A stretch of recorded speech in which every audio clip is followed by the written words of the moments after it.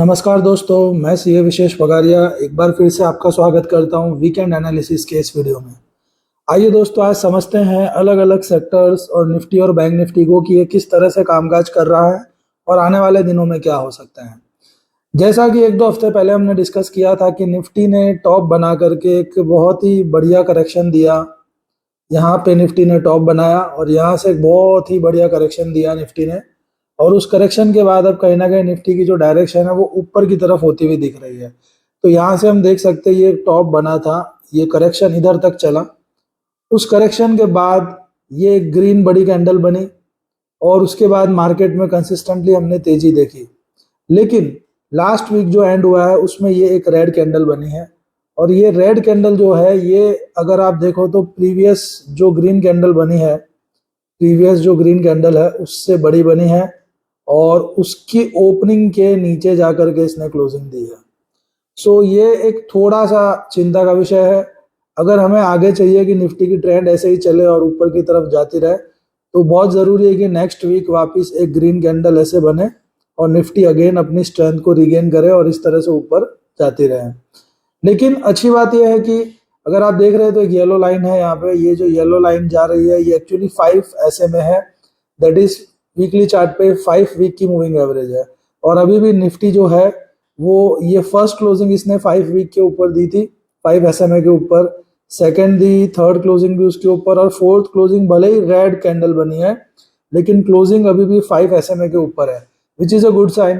तो मार्केट जो है वो लोअर बॉलिंजर बैंड से यहाँ से यू टर्न लेकर के 5 SMA के ऊपर कंटिन्यू काम कर रहा है। तो उस हिसाब से देखें तो अभी भी कुछ पॉजिटिव एस्पेक्ट्स है, सब कुछ नेगेटिव नहीं है।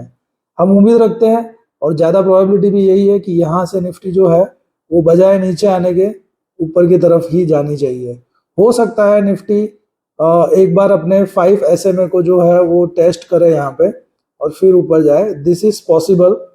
और ये भी हो सकता है कि बस जो एक कंसोलिडेशन और एक छोटा करेक्शन होना था वो हो गया और अब सीधा यहाँ से ऊपर जाने शुरू हो जाए। नीचे जाने की प्रोबेबिलिटी बहुत कम है, अभी तक ऐसे कोई साइन परफेक्टली दिख नहीं रहे, तो मैं उसकी बात अभी करना नहीं चाहूंगा।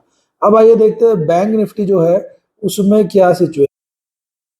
तो दोस्तों बैंक निफ्टी जो है वो फुल टॉस तेजी में है। अगर आप देखें तो बैंक निफ्टी में ये 3 ग्रीन कैंडल बनी है यहाँ पे एक के ऊपर एक, जो कि एक 3 स्टेप पैटर्न भी बताता है। और उसके बाद जो रेड कैंडल भी बनी है वो कोई ऐसी कुछ भी नहीं बनी कि इस ग्रीन कैंडल के नीचे जाकर के क्लोज हो रही है लाइक दैट। ठीक है, थोड़ा प्रेशर इधर आया है, सेलिंग प्रेशर ग्लोबल जो सिनारियो है उसके हिसाब से, लेकिन अभी भी चार्ट्स में ऐसा कुछ भी खतरा अवेलेबल नहीं है। और निफ्टी बैंक जो है वो यहाँ से स्मूथली दिख रहा है 44,000 की तरफ जाता हुआ। अगेन निफ्टी बैंक ने भी लोअर बॉलिंजर बैंड से ही यू टर्न लिया और पिछले 4 हफ्ते से इसकी जो क्लोजिंग है वो 5 SMA 5 हफ्ते की मूविंग एवरेज के ऊपर ही हो रही है। तो यहाँ पे अभी तक कोई चिंता का विषय नहीं है, शॉर्ट करने का कोई रीजन बनता नहीं है। आइए देखते हैं दूसरे सेक्टर्स में क्या क्या चल रहा है। तो दोस्तों ये आपके सामने निफ्टी ऑटो का चार्ट है। निफ्टी ऑटो ने भी एक अच्छा करेक्शन दिया था और उसके बाद से काफ़ी स्ट्रेंथ दिखा रहा है। Just like Nifty bank, Nifty auto भी एक ऐसा इंडेक्स है जो कि काफ़ी स्ट्रेंथ दिखा रहा है। तो ऑटो के जो भी लीडर स्टॉक्स हैं उनमें डेफिनेटली यहाँ पे पोजीशन बनाई जा सकती है, और अभी भी काफ़ी रूम जो है वो ऊपर दिख रहा है ऑटो में अगेन जाने का। एटलीस्ट नया हाई बनेगा नहीं बनेगा पता नहीं, पर ये जो प्रीवियस हाई था यहाँ तक जो कि 13,500 से भी ऊपर है, यहाँ तक जाने की ट्राई कर सकता है। इसके बाद चेक करते हैं आईटी के क्या हालचाल है। तो ये आपके सामने अब निफ्टी आईटी आ गया, और निफ्टी आईटी के हालचाल बहुत ही खराब है। ऑलरेडी आईटी में वीकनेस तो थी, ये गिर ही रहा था। एक ग्रीन कैंडल इसने दी लेकिन उसके बाद followed by red candles only, and ultimately जो लास्ट वीक रिजल्ट आया इन्फोसिस का उसमें तो आईटी ने एक गैप छोड़ दिया है यहाँ पे, जो कि बिल्कुल अच्छी साइन नहीं है। तो गैप छोड़ के नीचे गया है। तो आईटी जो है लोअर बॉलिंजर बैंड के पास है, तो यहाँ पे शॉर्ट करने में भी समझदारी नहीं है, क्योंकि अगर आप ध्यान से चेक करो तो इधर ये एक पिन बनी है। जब भी ऐसी पिन बनती है इसका मतलब बायर्स ने इंटरेस्ट तो दिखाया है, लेकिन चार्ट्स बहुत ही बुरे हैं, ऊपर जा ही नहीं पा रहा, नीचे की तरफ है। और आईटी अगर सपोर्ट नहीं करेगा तो निफ्टी को ऊपर जाने में स्पीड उसकी स्लो रहेगी। अगर आईटी यहाँ पे संभल जाता है और ऊपर जाना शुरू होता है तो निफ्टी की भी ऊपर जाने की स्पीड बढ़ जाएगी। तो आईटी सेक्टर में अभी भी हम बोल सकते हैं कि खतरा टला नहीं है। आइए दूसरे सेक्टर्स चेक करते हैं।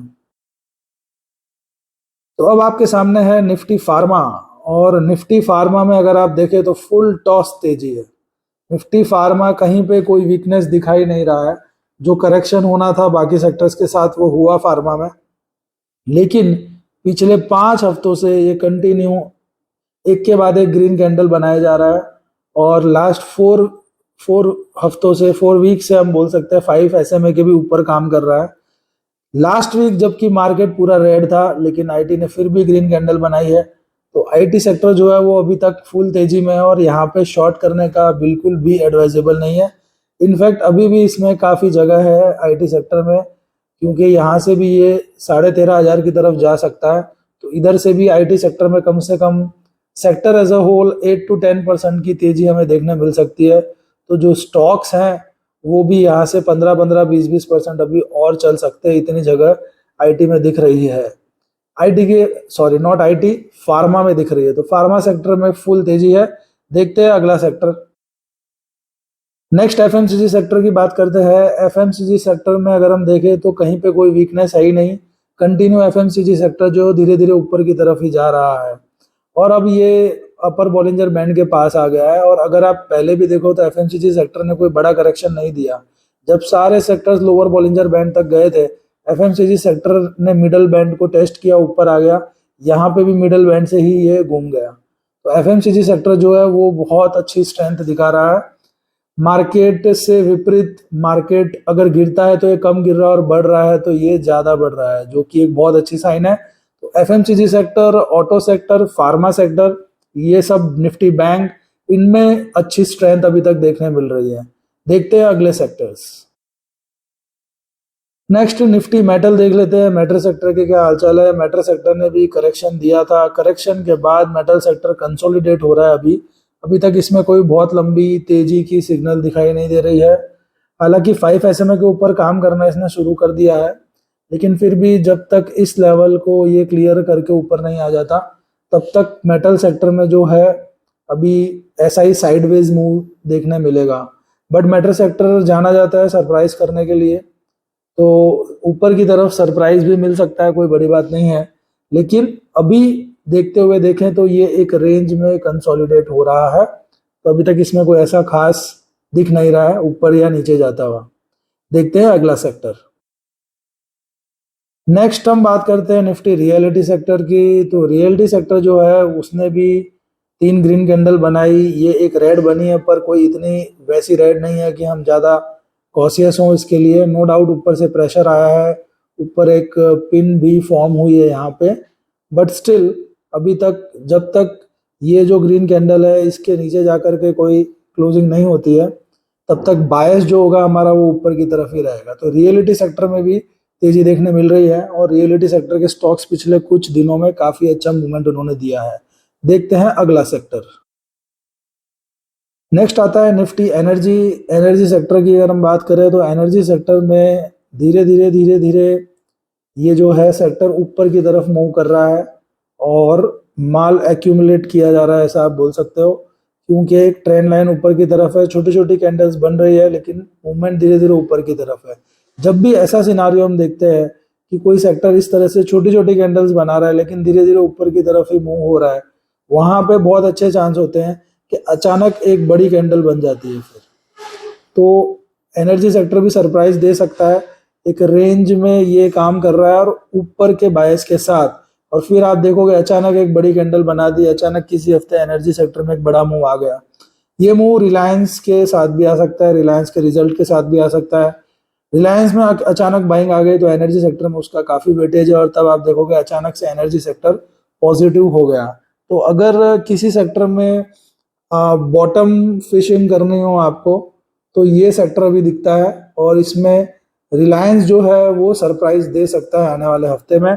अगर उसने सरप्राइज दिया तो एनर्जी सेक्टर में हम अच्छा एक तेजी का रुझान देख सकते हैं। आइए देखते हैं अगला सेक्टर।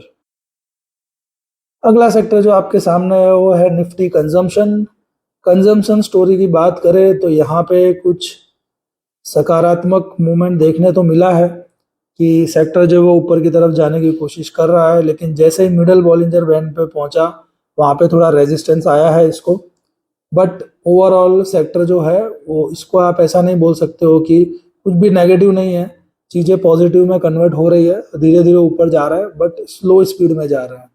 तो दोस्तों ये अलग अलग सेक्टर्स थे जिनकी हमने आज डिस्कशन की, और इन सेक्टर्स को देखते हुए हम बोल सकते हैं कि अभी अगर किन सेक्टर्स में पैसा ज़्यादा बन सकता है तो डेफिनेटली निफ्टी बैंक है जहाँ पे आपकी नज़र होनी चाहिए।